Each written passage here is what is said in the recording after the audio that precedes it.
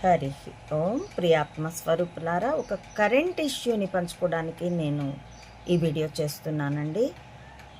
Bar women Antonio Maino alias Italy Gandhi Sonia, ఆమె కొడుకు రాగుల్ పప్పు ఒక విదేశీ మహిళకి పుట్టినవాడు ఎన్నటికీ దేశభక్తుడు కాలేడు అంటూ వాట్సాప్ యూనివర్సిటీలు చాణక్యుడి పేరిట ప్రచారం చేశాయి. నిజంగా చాణక్యుడు ఆ మాట అన్నాడో లేదో నాకు తెలియదు.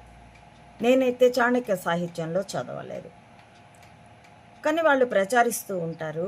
అలాగే ఈ రాగుల్ పప్పు, ఎందుకు రాగుల్ అని అంటున్నానో పప్పు అని అంటున్నానో, ఆ మెదడు పెద్ద పరిపక్వం కాదు.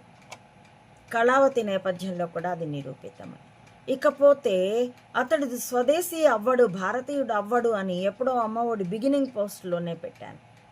ఎందుకంటే తినే తిండి ఇటాలియన్, ఇంట్లో పిల్లలకు పెట్టుకున్న పేర్లు ఇటాలియన్. ఎప్పుడో అమ్మమ్మ చేతి, అమ్మమ్మ ఇంటి చుట్టూ, ఊరు చుట్టూ, ఇటలీ చుట్టూ తిరిగి కూడాను ఇప్పటికీ తాను కోడలిగా వచ్చి ఇందిరకి ఏం చేస్తుందో తనకే కోడలు వచ్చి తనకు అదే చేస్తుందన్న సువర్ణముఖి భయం కొద్దీ ఆ మైనో, ఆ సోనియా అనే శాల్తీ కొడుక్కి పెళ్లి కూడా చేయలేదు. ముదిరిపోయి బెండకాయ ముసలివాడు కూడా అయిపోయాడు, గడ్డం కూడా నెరిసిపోయింది.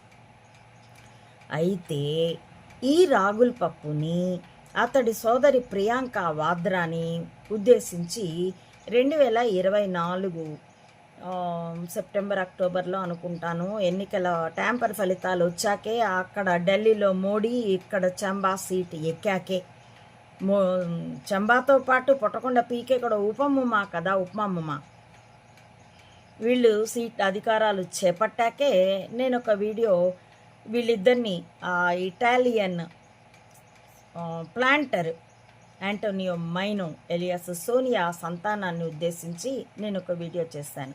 సరేనబ్బా, ట్యాంపర్ బయటికి తీయండి, ట్యాంపర్కి అగెనిస్ట్గా వ్యతిరేకంగా పోరాడి దాన్ని బయటకు తీయండి, అప్పుడు మిమ్మల్ని కన్సిడర్ చేసేవి ఆలోచన చేస్తాం.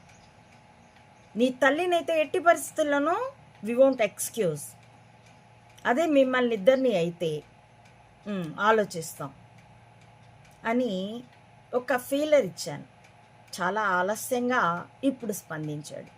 5 పాయింట్లతో ఒక లెటర్, ట్యాంపర్ని క్వశ్చన్ చేస్తూ. సరే, ఆ పాటి దమ్ము చూపించినందుకు సోనియా కొడుకైనా సరే కన్సిడర్ చేసి నేను ఈ వీడియో చేస్తున్నాను. చూడనైనా మిస్టర్ రాహుల్, నీ పోరాటం మరింత బలవత్తరం చెయ్యి, మరింత బలంగా ఎదుర్కో. అప్పుడు నీ తల్లి చేసిన